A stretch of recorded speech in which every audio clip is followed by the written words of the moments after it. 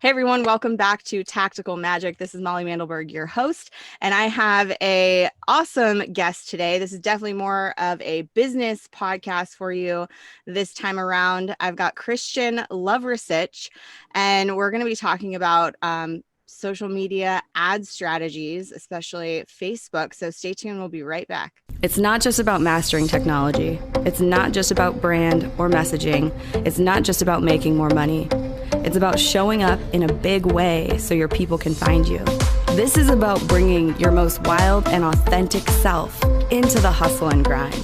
Welcome to Tactical Magic, a business strategies podcast for the warrior goddess entrepreneur.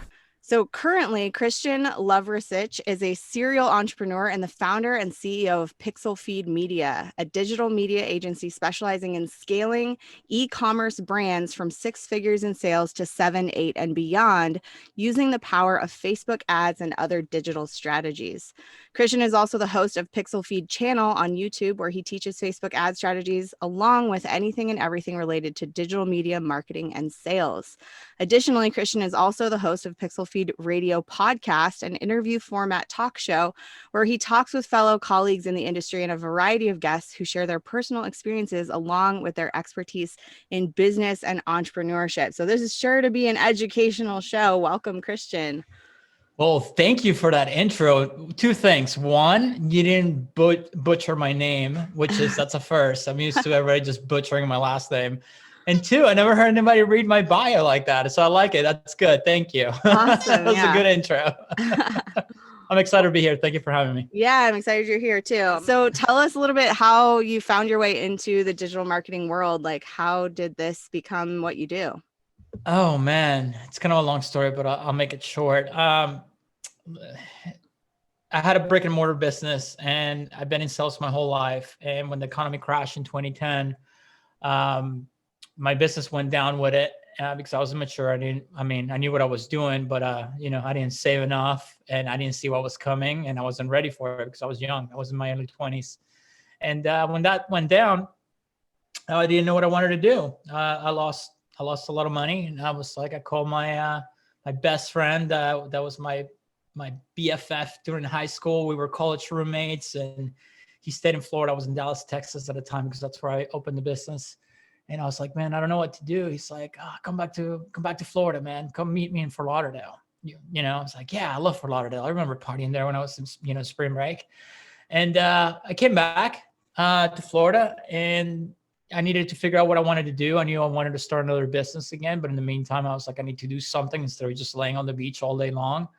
And I was running out of savings at that point too. So I was like, I need to figure something out. And I started working with this company, helping them with the marketing. They did print. And I got in there and they were doing sales online. And that was like when I got a little taste of what can be done online. And we had a falling out, just to put it nicely. And I was like, you know what? I'm just going to do my own thing. And then, it was, I tell people all the time, it was also being at the right place at the right time, because that happened. And then I came across a little course on Facebook ads when they just were becoming public, that anyone can go and run them without being in beta or anything like that. And it just so happened that, perfect moment, man. It's one of those things. It's like, I was just there at the right time, and I spent $300 on that course. And let's just say it's made my money back a million times, just to throw a number out there. So it was one of the best decisions I ever made, for sure. And I love it. I really do. So here I am. I love that. I think that is how a lot of people find their way to the work that they're meant to be doing, is this synchronistic line of events, which sometimes looks like heartbreak and upset and a falling out or whatever. And often that's the catalyst to something new being born or some new endeavor getting started. So I love that. Thanks for sharing that story with us. I'm curious, as the Facebook ads strategist pro that you are, what do you think people need to know most? Like, we're going to talk about a lot of things in regards to publicizing yourself and marketing yourself on social media, but what do people really need to know about Facebook ads that they're missing? What are the big mistakes people are making? And What's the Number knowledge one, that you have? Facebook ads are not as easy as they Facebook themselves make it out to be. Boost this post, become rich today. No, if that was the case, everybody will be rich. Number two, people have the misconception that because they use Facebook as a social platform and Instagram, that they can go in there. It's like, I'm just going to throw an ad and it's going to make me, again, it's going to make me all this money. I know how to use Facebook. I know how to use Instagram. It's supposed to be easy. Number three, they still think that they're cheap just as they used to be back in the day when I learned, like, this is almost over a decade ago, time's flown by. It's a game of supply and demand. And now the demand is massive compared to the supply that they have. So costs go up year over year and you got to pay to play. I mean, that's what comes down to. And now you're not just competing against, little businesses or, little people like me back in the day. Now you're competing against Nike and Pepsi and Coca-Cola. They have millions and millions. I mean, if I show you guys some of the budgets that I deal with, you guys wouldn't believe it. It's crazy, and especially right now during Christmas. So the way they work is it's an auction-based platform. So the algorithm, you go in there and you basically raise your hands like, hey, I'm willing to pay $10 to put my ad in front of somebody who's into spiritual stuff, holistic stuff, right? But then I can come in, and I know what I'm doing. I go, I don't care. She's an automatic bidding. I'm going to double down on my bid and kick you out of the auction. So there's strategies like that where, somebody like me who knows what they're doing can come in and kick you out of the auction because I know I can spend more. And whoever spends the most wins, right? Now, the way you can make up and beat bad people like me, because I'm one of those bad people because, I run ads for some of these companies. And it is, if you create quality content and you treat the platform as what it is, a social media platform, and you don't make it an actual ad, Facebook still gives you the advantage to beat the big bad guys, right? What do I mean by that? What do I mean by that? It's not, when you're running ads, you got to make them, first of all, you got to know how to target your demographics. So you got to do the research on your audience. You got to create a customer avatar, right? And then the message that you put towards that audience, it can't be just buy me, buy this, buy that, buy this, buy that. You got to hit those emotional points so that the message hits, so the message speaks to that person that you're looking for, right? And it makes them click on your ad. And that's only half of the work right there. Now the real work starts. You got to send them to a landing page or to your website. And you got to make sure that page or that website, it's set up for conversions, right? So what most people don't take into consideration is like, yeah, you have an advantage with Facebook ads because they have all this data on everyone and they know that if you're most likely to convert or not. But the job for Facebook ads is to show the ad to somebody that you might be interested in your product and to make them click over to go to your site. Once that's done, their job is over. So a lot of people like to think that they like to blame Facebook for not getting sales. And, when I used to deal with small businesses and online coaches and stuff like that were starting out, we came to find out that what's broken, it's not the ads themselves, but the actual funnel itself or the website itself. It wasn't set up for conversions, Yeah, let's talk about that a little bit more. So what are the best things to keep in mind when you're looking at a funnel to make sure that it's going to convert once they leave Facebook and come over? Well, with funnels, it can be a little bit more complicated. So I tell people all the time, it's been a while since I've built a funnel, but I built them for myself and built a bunch for clients in the past. Most of the time, I would say like 80% of the time, you're going to build a funnel and the first version of that funnel, it's not going to hit. It's not going to convert, So what I tell people all the time and recommend all the time is like always split test. Always do version A, version B. Only test one variable at the time. One of the biggest mistakes that I see when people are split testing is that they'll have one funnel and they'll split test into A and B, and then on B they change everything without running traffic. You gotta test one single variable at a time. For example, version A and version B are exactly the same, but the only thing you're going to change from version B, it's going to be like, let's say, the headline, which is the most important thing you can have in a funnel. Once you figure out which headline works the best, then you move on to the second thing, right? And on and on and on. The other thing that I tell people all the time is you got to install something like Hotjar, which is free. And for those of you that don't know, Hotjar, you actually install it in your funnel or your website, and actually creates a heat map of your funnel and records every single visitor to your funnel. So you can watch them live, where they're reading, what they're clicking on, how much they're scrolling. And then based on what you see, the behavior that you see, it's going to tell you what you need to change. So for example, if you're seeing somebody land on that and you're watching the video of them landing on your funnel, and then all of a sudden they scroll down and they just stop, like let's say at the first quarter, right? And it's not just one person or two, it's like everyone. Well, what does that tell me? That tells me that my copy is not engaging, right? So at that point where they're stopping, I got to look back at my copy and figure out what's not working there. And that's when I'm going to start making changes on version B. And if I start seeing on version B that the scroll keeps going down, now something's working, right? And that's how you keep improving the funnel, so on and on and on and on.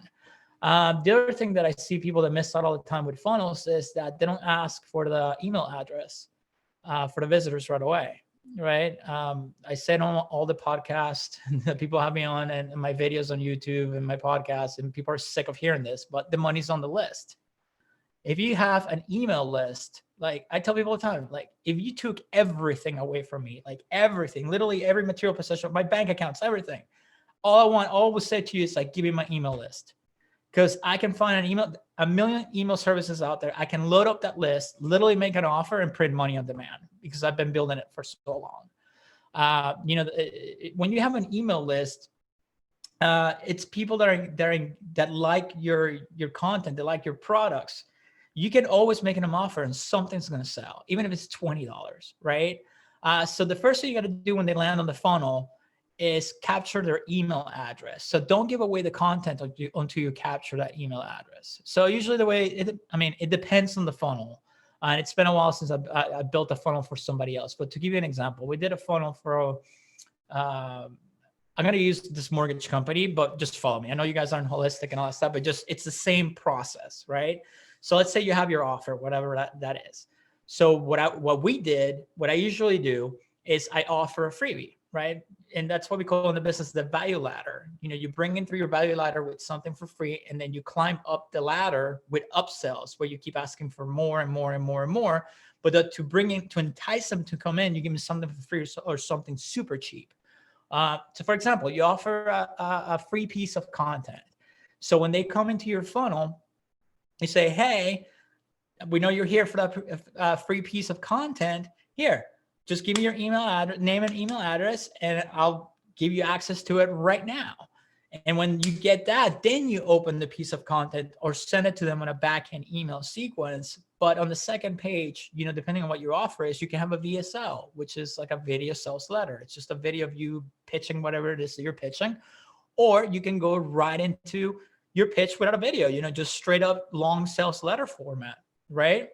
And then on that one, you can have your first upsell, which is, I don't know, you can be $20, right? And then if they say yes, then you upsell them again. If they say no, then you downsell them with something cheaper. And you can do this. I tell people all the time, keep selling until they say no, because you're literally, people have this perception that sales are bad, and you trying to sell people, it's a bad thing. Listen, if you create quality products and you provide a quality service or whatever, if it's quality and you truly care about your audience and, or your customers per se, and you're offering something that is valuable to them, that can help them, or something that's going to make them happy, or something that's going to work for them, there's nothing wrong with putting that in front of them. If they want it, they're going to say yes. So when people try to get shy with the whole sales side of the thing, don't be shy with it. Feel free to have 2 to 3 upsells. And the worst that can happen is to say no. They're not going to get mad at you and, boycott you or anything like that. You're building your email list. You're showing them that you have products out there that they can use, or services that they can use from you. And you're showing, the good quality of what you offer, and, you're offering to them. That's what you're here for in the first place, right? Totally. I love that. And that can look like upsells right on the next page of like, oh, I confirmed I want that $5 thing, and now it's a $20 thing you're offering me. Some people probably listening to this hate going through those. And the truth Yeah. is, even though you hate them, you still bought that thing and you received that thing that you wanted, even if you had to click no thanks a couple times. Yeah. So that's one way of doing it. Another way of doing it is on the back end of that funnel through the email marketing of like, hey, Absolutely. you weren't interested in that. Here's another thing I'm offering, not to necessarily berate your list with offer and offer and offer, but to connect with them, keep contributing to them, nurture that audience. And then when it's time to, or when you have the next offering ready, those are the people that you let know because they're already warmed up. And I also just wanted to mention on that, like, the email capture thing. I think a lot of people, what I hear a lot from my clients, because I help people set up funnels and I help people create nurture content and figure out what their offerings are and actually create them, that there's a lot of fear around not giving it all away because we're doing multiple layers of content. There's your high end offer, maybe that's a few $1,000s or more. There's your middle grade offer, maybe that's your home study course, your $200 product or whatever. There's your like lower content, which is, you know, maybe $5, $10, $20. That's first getting people in the door. Maybe it's a $1 free trial of something. But then there's the nurture content. So the stuff people have opted in, like you said, that video or that training or that exclusive PDF or whatever that freebie is. There's also all the content you're creating beforehand. Like you and I have a podcast. That's like the engagement content for people who are just coming in from nowhere. So there's all these different layers. And I just want to point out that you can give a lot of value without giving it all away. And people will still want to come through that gateway for that freebie or for that low cost offer and make their way to the larger ones down the road. And the key to that, in my opinion, and I would love to hear what you think, with the content that happens before the opt-in, the more we give them context for why something is important without giving them all the steps of how to do that thing, the more they're willing to lean in and look for that freebie or look for that next resource for them. What would you say is the key to creating great content that leads people to a freebie and not giving it all away so they don't have to opt in? You know what's crazy? Here's my take on the whole giving it away thing. I used to be like that. I used to be like, oh, if I give it all away, then people won't buy from me, right? And that's normal. But you know what I've learned over the years and between myself and other people that I've helped in the past is that you can give it all away and literally repackage that into a course or whatever media you want to package it as and make people pay for it, and they'll pay just for the fact that you set it up in order step by step, right? Like for example, my YouTube channel, I have over like 150 videos related to digital marketing, and like over 100 of them it's just Facebook ads. I can literally grab those same videos, repackage them as a Facebook ads course, and I can sell it.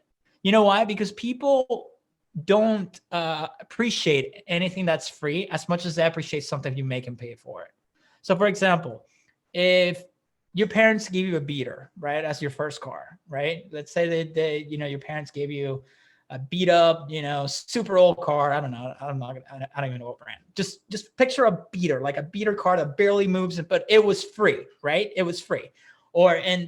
You care for it because it's your first car, but it's whatever. It was free, right? So you don't really care for it. But guess what? Let's say you work your butt off, right? And you buy that dream car after you saved up for 3 years at whatever job or doing whatever. And you saved every penny, and you walk into that dealership and you get your dream car, whether that's a sports car, a truck, whatever it is. But that hard work that you put in to buy that car, and you buy that car, guess what? You're going to appreciate that car. If I gave you that same car for free, you still appreciate it, but I can assure you, you're not going to appreciate it the same way as if you worked hard for it and you paid for it.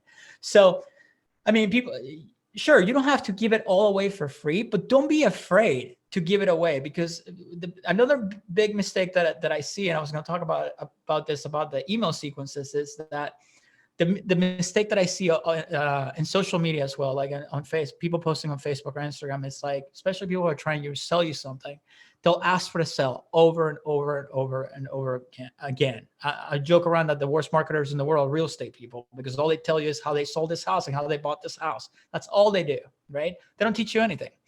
So if you sit there and actually talk about what you know, right, and build that trust with your audience, whether it's through email or through your videos or through a podcast or whatever, you can have so many people coming at you that it gets to a point when you grow so much that you're not going to be able to handle it. It takes time. Don't get me wrong. It takes time, but people, it's going to build trust with people. So the best, the person that put it best in one of his books, and you know, it's Gary Vee. As much as Gary Vee gets on my nerves nowadays, it's like, you know, he made a great book called Jab, Jab, Jab, Right Hook back in the day.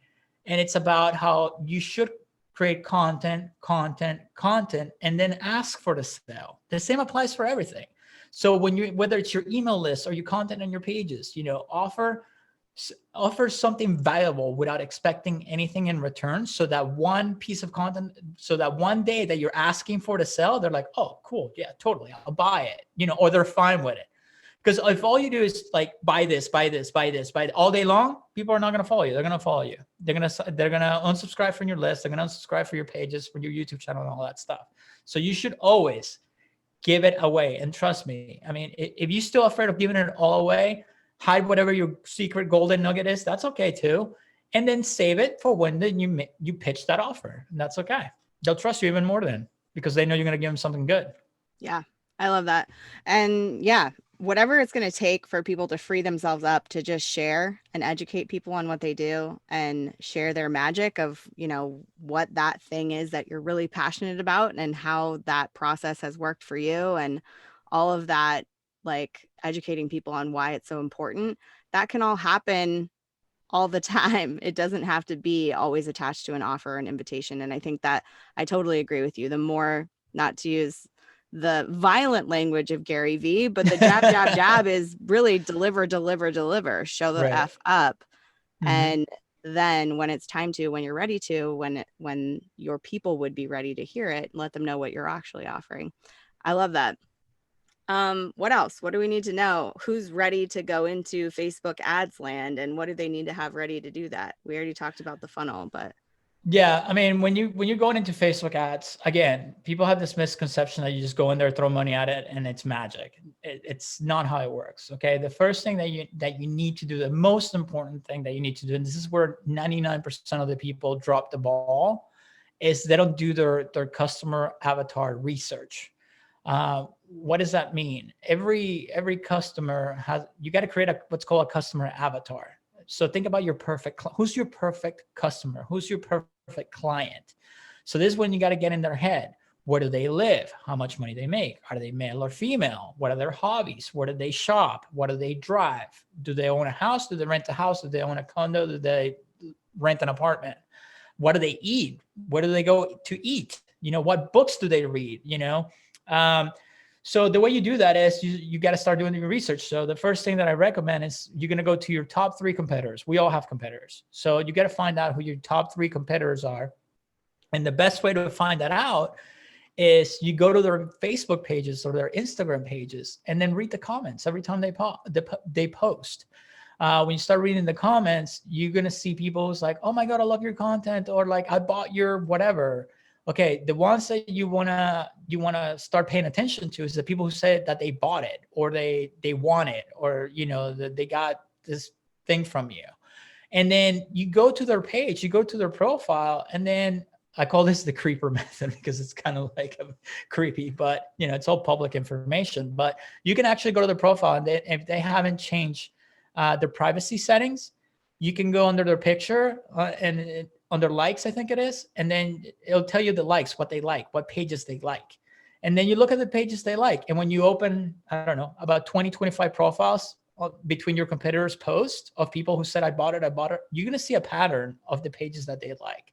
So you write that down. Okay, that's one.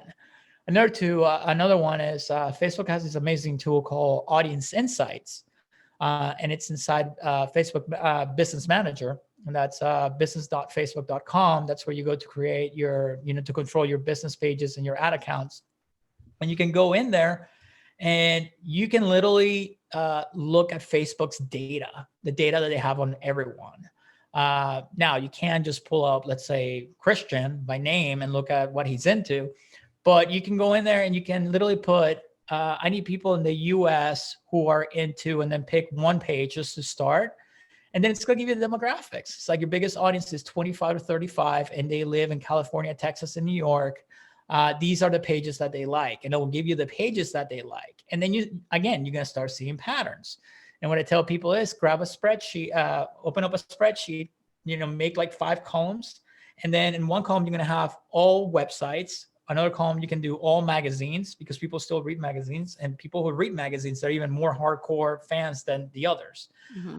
Influencers. So you have another column for influencers, and then another column for like competitors, for shops, websites you can buy the stuff from.